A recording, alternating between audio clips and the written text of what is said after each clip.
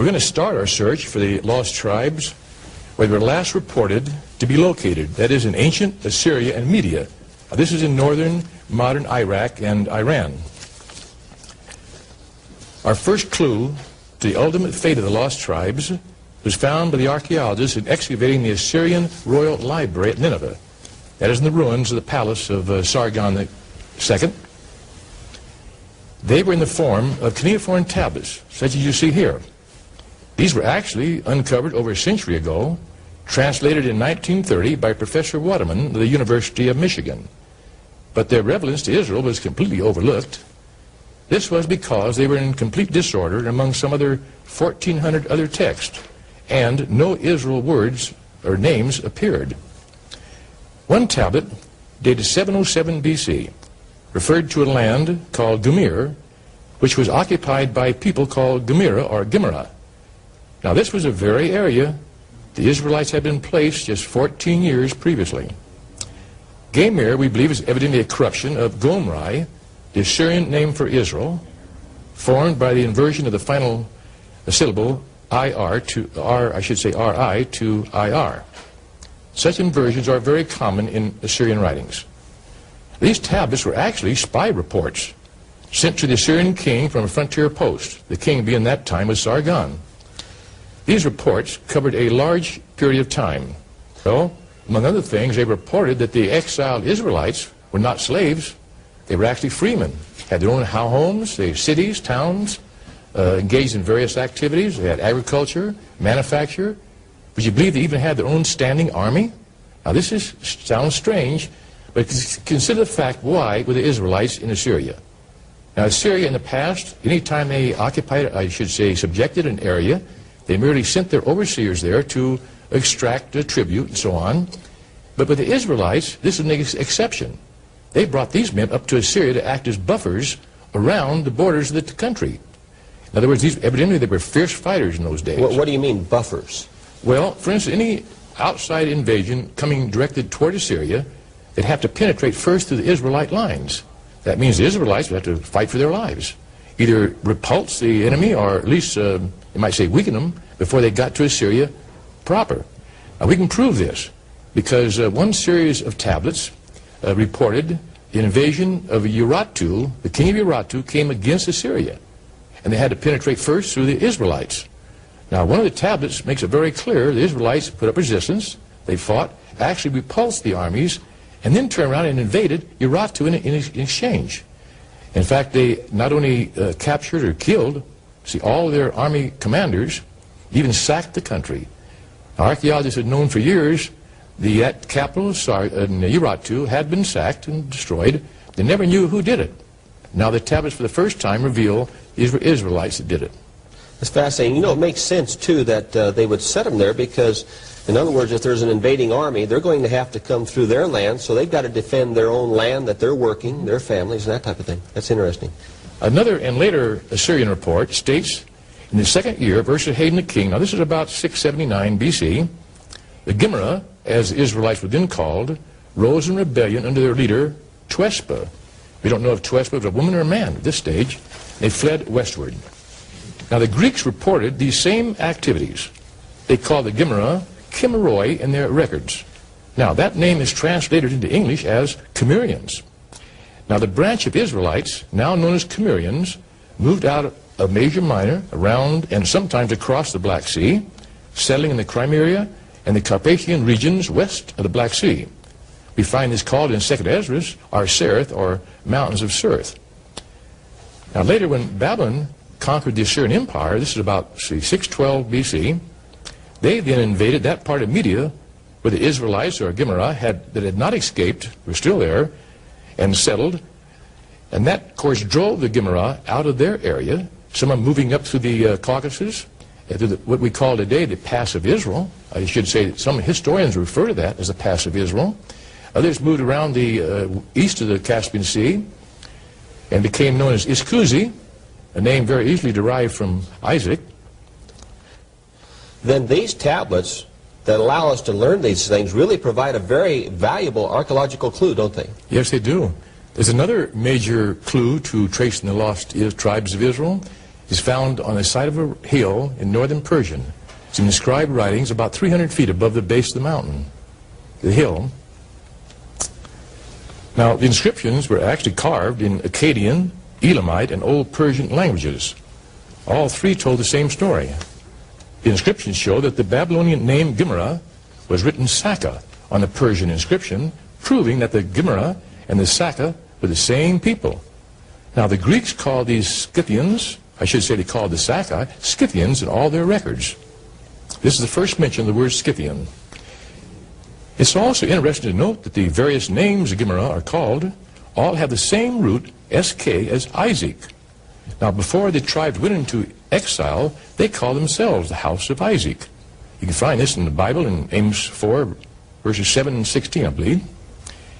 Archaeology has not only identified these Scythians as members of the lost tribes of Israel, but for the first time provided us with realistic, lifelike pictures of what the ancient Hebrews people looked like.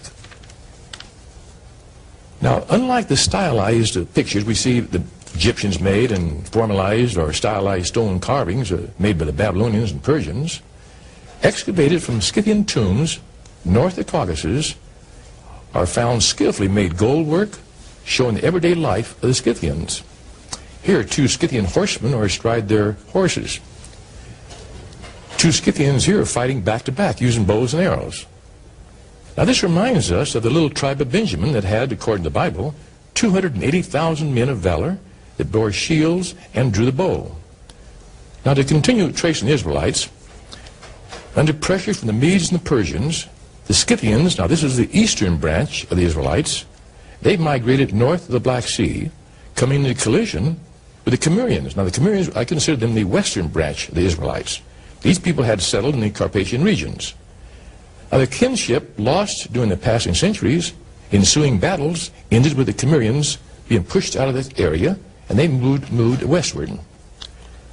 The Cimmerians then broke into two major groups. The larger part migrating up the Danube River Valley, arriving at its source in South Germany between 600 and 100 BC. Now, Roman historians, they call these people Celts. This is the first mention now of the word Celt. A small group moved into the sparsely inhabited regions of the Baltic, but the Romans called them by the abbreviated name of Cimbri. Now, between the 4th and 1st centuries BC, the Sarmatians, now these are a mixed non-Israelitish people, we believe partly Iranian, were pushing westward. They finally moved into the area of the then prosperous Scythian nation. Continuing warfare then drove the Scythians out of their land, as they had done the Cimmerians, and the majority northward toward the Baltic areas. Now, by the end of the 2nd century BC, we find only two small pockets of Scythians left on the shores of the Black Sea.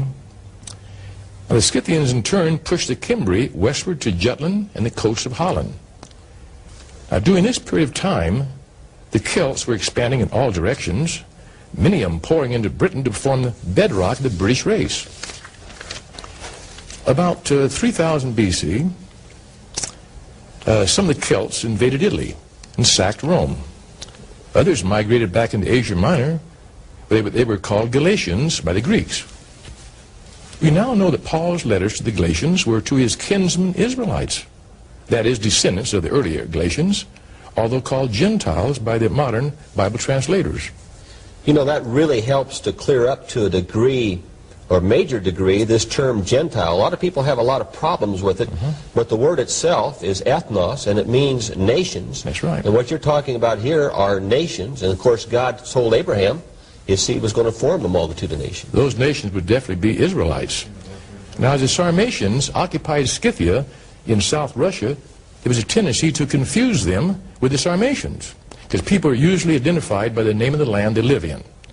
Now, the Romans, they solved the problem. They introduced the word Germans for Scythians.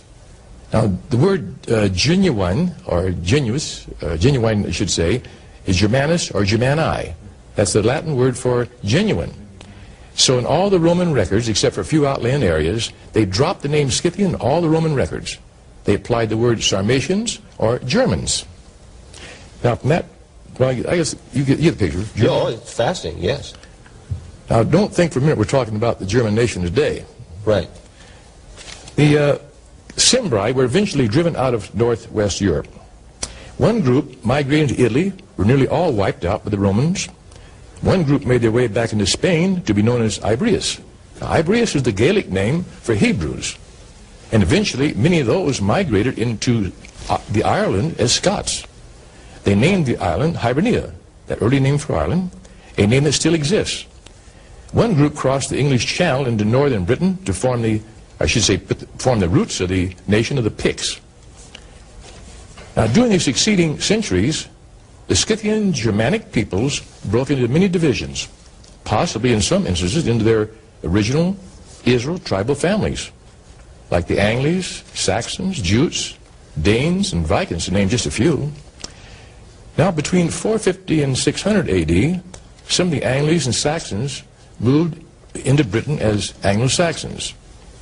The Celtic Scots, for the most part, moved into northern Britain and established the nation of Scotland, although some settled in northern Wales, the Isles of Man, the Scilly Islands. Now, many Germanic tribes poured into the land south, that is, after the Celts began to move out and vacate the land. These Germanic tribes established the Gothic nations, the Vandals, Lombards, Franks, Burgundians, Visigoths, Ostrogoths. These Scythian Germanic people, or tribes, formed the modern German, Swiss, French, Italian, Spanish, and Portuguese nations of the day, although there has been, over the centuries, an infusion of non-Israel blood in these nations.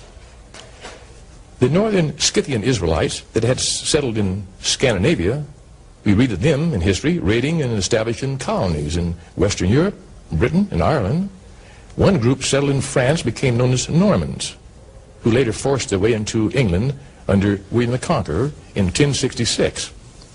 What happened to the lost tribes of Israel? You now know the answer. They were never really lost. They only lost their identity as they migrated over the centuries westward. You know, suddenly when you put the historical research that you have in your book, The Missing Links, and you couple the cuneiform tablets of the Assyrian Empire that you have studied, suddenly you have the keys that not only show they were not lost, but that God was keeping his promise all along, wasn't he? He said they would go to the north, to the south, the east, and the west. There's one thing that came to my mind as you were talking, and I brought this out in an earlier teaching, and that is Ephraim and Manasseh. Then it seems like what you're saying there, that these people formed the bedrock of the British nation, which formed a multitude of nations themselves. It would almost seem then that they at least represented, or in a representative way, one of his children, Ephraim and Manasseh. What do you think? You're right. I'd like to add one other point. Our Celto-Saxon ancestors, they first settled in Western Europe and in Scandinavia, in the Isles of the West, in fulfillment of Jeremiah 31 verse 10, which reads, "Hear the word of the Lord, O you nations, and declare it in the isles afar off, and say, He that scattereth Israel shall gather him, and keep him as a shepherd doth his flock." I believe America is a regathering of Israel, where we have been, as was prophesied in the Bible, quote, blind to our identity. I believe that we whose roots are traced back to Abraham are Abraham's children, of which God said, as long as the sun, moon, and stars exist, so will the descendants of Abraham continue as a nation before me.